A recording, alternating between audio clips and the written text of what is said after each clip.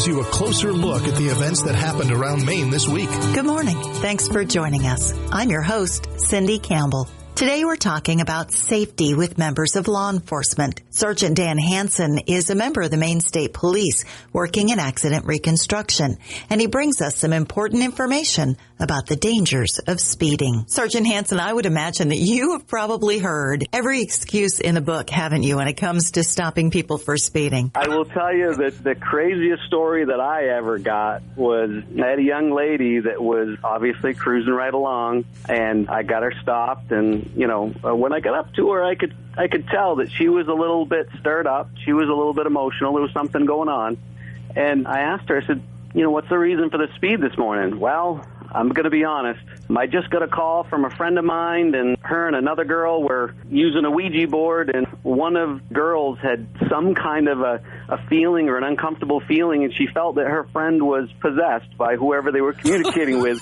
And so she was rushing to give them aid, and she actually had a Ouija board in the back seat of her car. And I'm like, wow. Okay, that was unique. Now, are there any excuses that you get where you say, okay, let me help you out? That seems like a valid excuse. Yeah, there are some. So I had a father that was driving his daughter to the hospital. She was pregnant and she was in labor. And it was in those circumstances, tell them, no, you need to stay here. We're calling for an ambulance. Because if someone feels that they need to drive at excessive speed because of an emergency, they're creating more of a risk to the public and to themselves by their operation. I mean, they have no lights and siren. They're not properly trained to be operating at speeds like that. And when you're emotional, the last thing you should be doing is speeding, because your reactions are delayed because of your emotions and what's going on, and that's extremely dangerous. So we stop them. You can give them some grace in regards to the speeding issue because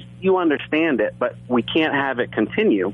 Thankfully, nothing bad happened. We call an ambulance. The ambulance comes and picks up the individual that needs to get to the hospital, and we make sure that they get there safe. Yeah. I would imagine that's also true as far as reaction time. If you are speeding and something goes wrong, it's going to be worse because you're not going to be able to react fast enough because of how fast you're going. Is that correct? Absolutely. Something that people don't realize is the faster you go, you're actually, the amount of space that you're taking up in that time is increasing. So, if you look at it for us, I mean, I'm into the numbers. I do reconstruction, and we play with numbers on a regular basis when it comes to things. If you're traveling at 50 miles an hour, your vehicle's traveling at 73.3 feet per second. So every second, your vehicle is covering that distance. Wow. So every 10 miles an hour that you go increased from there, it's an extra 14 feet per second that you continue to go. And then if you think about it, a person's reaction time on average is around 1.6 seconds. Yeah. So at 50 miles an hour, your vehicle is going to travel 117 feet before you can even touch the brake. Wow. It's going to take that long for that reaction to occur. And that's something that we see a lot of times when you think about it with a lot of the crashes that we have on the highway, where vehicles get rear-ended. It's because they've seen those brake lights come on, and when they perceive that hazard and they react to that hazard, they're taking up that distance, and there isn't enough distance left to stop. And therefore, they run into the back of the vehicle. Which I would think points to another hazard, and that's distance between vehicles is going to be affected by the speed that you're traveling, right? Yes, and I think we all see it on the highway that, people traditionally follow way too close, and they just don't realize. And it's one of those things I'm in a unique environment where I see this stuff all the time. A lot of people don't feel that it'll ever happen to me. Well, I meet all those people that it did happen to, and therefore I have that perspective of trying to explain to people this really can happen. If you continue to do this, if you continue to drive like this, these things are going to happen. And, when I stop a violator, I'll tell them, would you want to get into a crash right now going at that speed?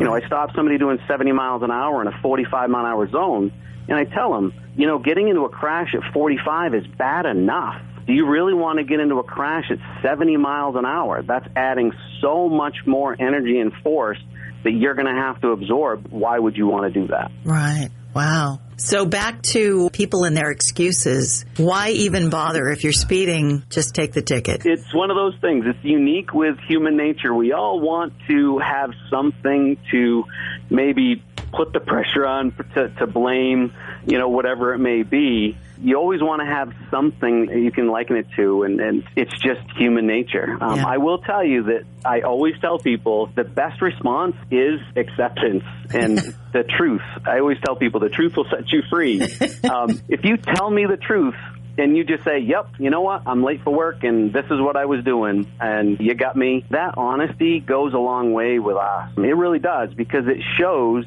acceptance. And our responsibility with traffic enforcement is to ensure compliance with the law and voluntary compliance. That's the key. We want to gain voluntary compliance.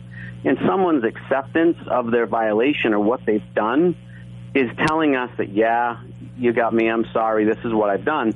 And I'm actually more apt to give warnings in those situations because that person is accepting it. They're telling me that they recognize, and they're probably less likely to continue with that violation, which is what we're trying to seek. Yeah, I'm the person that's doing maybe a couple miles an hour over the speed limit, but people pass me, and sometimes I wonder, am I the little old lady that's driving along and people are passing me? But I drive, speed limit or a little above, but where I'm comfortable, and pulling up behind me and trying to get me to go faster isn't going to do any good. You can just go around me. I had someone behind me the other day flashing their lights at me. They must have had an emergency. And I finally just pulled over on this 2-lane road and let them go because that seemed the safest thing for me to do. It's amazing how some people just kind of try to pressure you to drive faster or get out of the way so that they can go by. Yeah, we do see a lot of that. Aggressive driving habits are really bad. It's, in my opinion, from what I've seen over my 20-plus years, it's continuing to increase. And, people just are very focused on getting from point A to point B, and all that time in between is kind of wasted time for them. And so they want to, get there as fast as they can, and so they do. They get out there and they push it on a regular basis. And they even push us. I cannot tell you how many times I'm traveling somewhere and someone comes up behind my cruiser and they're just committed. Like, this is their regular commuting route and they don't like me being in their way. And they'll come right up behind me as I'm cruising along at the speed limit, and they'll be right behind me trying to push me right along. And they'll actually pass my cruiser. I've stopped so many people for passing my cruiser, and I'm like, you get up to them in those circumstances, and I usually the first words out of my mouth are, what were you thinking? And they would just like, well, I'm running late for work. I'm like, that's not a good excuse to pass a state police cruiser. It really isn't. Very true. Next, crimes of opportunity can take you by surprise, but there are some things you can do to protect yourself and your belongings.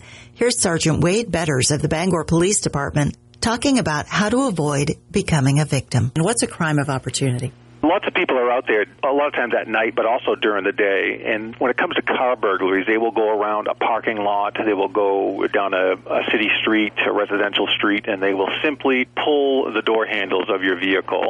So many cars are left unlocked that it's very rare that people have to force entry into a car in order to make entry. So these people doing this will literally go from car to car, simply checking to see which ones are unlocked. And if you've left your door unlocked, they're going to get inside your vehicle and rummage through it, take things from it. Remember, a lot of vehicles have trunk releases from the inside, so if you have something in your trunk but you've left your door unlocked, a lot of times thieves can still get to those items by pressing the unlock button from inside the vehicle. Right. And what kinds of things are they looking for? What kinds of things are they most often apt to take? So first and foremost would be cash, loose change, purses, wallets, electronics, phones, computers, backpacks, anything like that. They're looking for items that are readily available to remove and carry off without being detected. So, someone definitely would steal a very large TV from the back of your car, but sometimes people won't do that because they know they can't walk away or walk down the street without being spotted for something like that. So think of it as small electronics, phones, iPads, loose change, cash, purses, wallets, sometimes even clothing will go in. Unfortunately, we've had reports over the years of handguns or firearms being taken from vehicles as well. Wow. I once had a bottle of Tide taken out of my car. Sitting in a parking lot.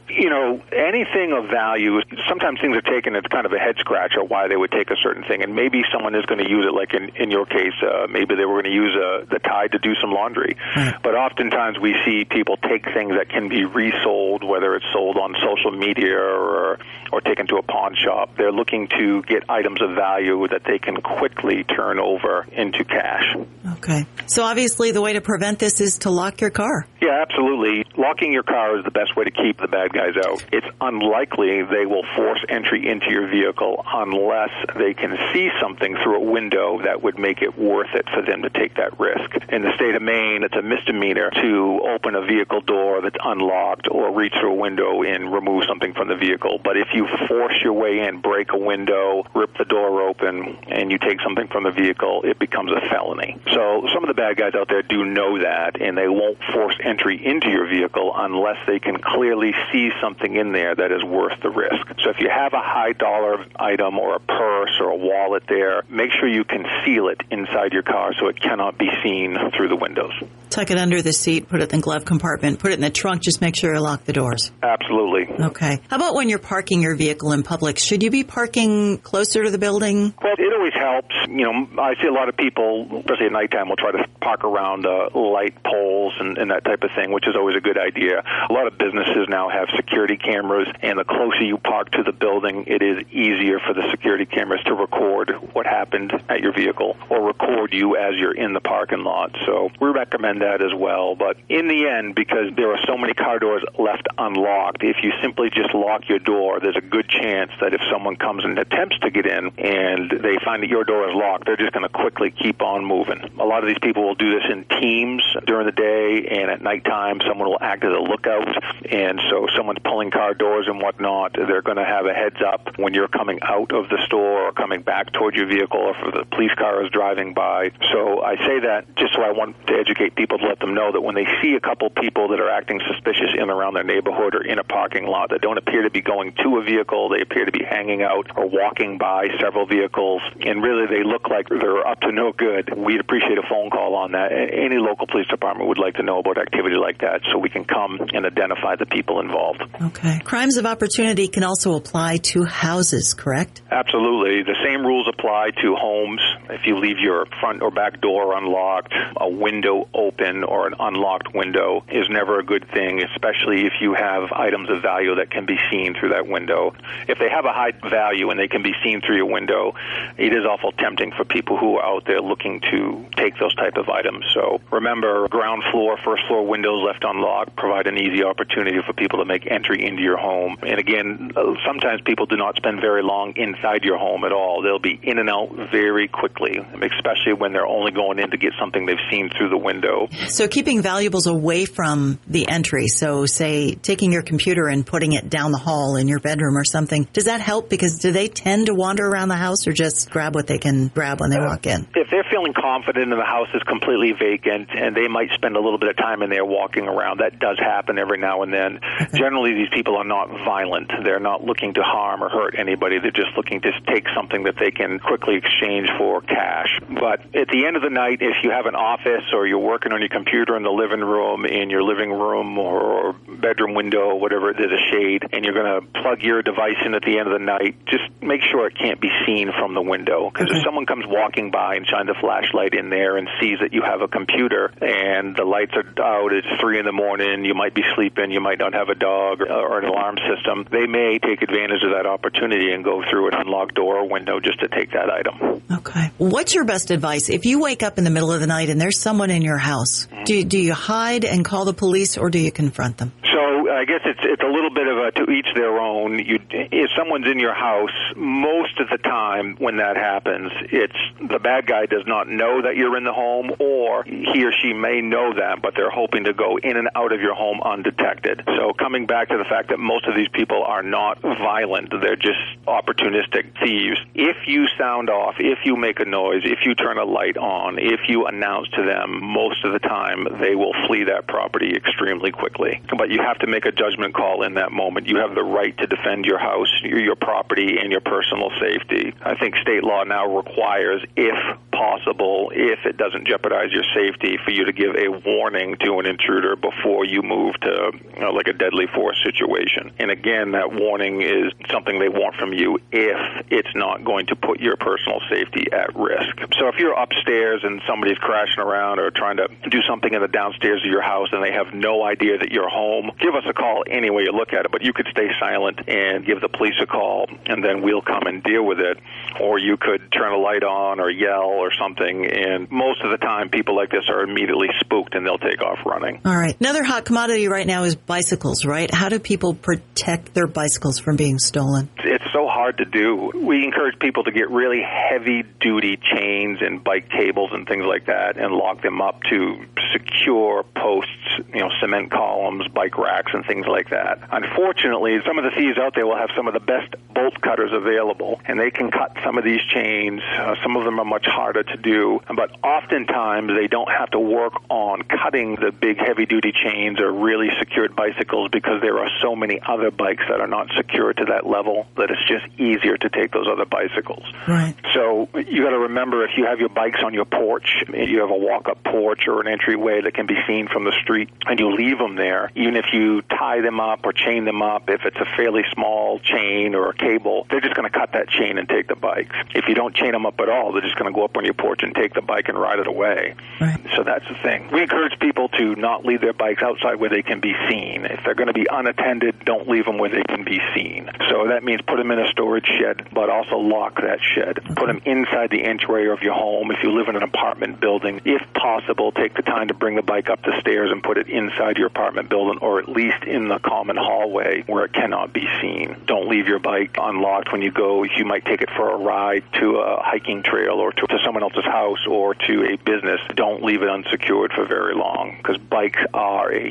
huge target of thieves right now. Okay. Is this a Facebook Marketplace? Is it likely that your bike may show up on Facebook Marketplace?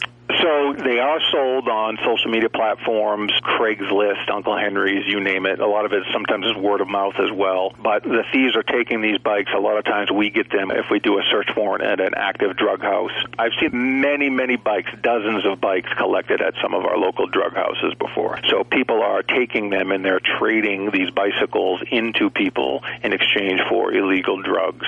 So a lot of the people that take in these bicycles are very quick to begin to alter them. They'll paint them, they'll remove the serial number. They will take a high-end bicycle frame and they'll rebuild it with cheaper components and sell it at a higher price. They'll in turn take the higher-end components like the rims, the derailleur, the brake system, then they'll sell those independently to make even more money. Okay. But stealing bikes have become a form of currency in the drug world, and that is a fact.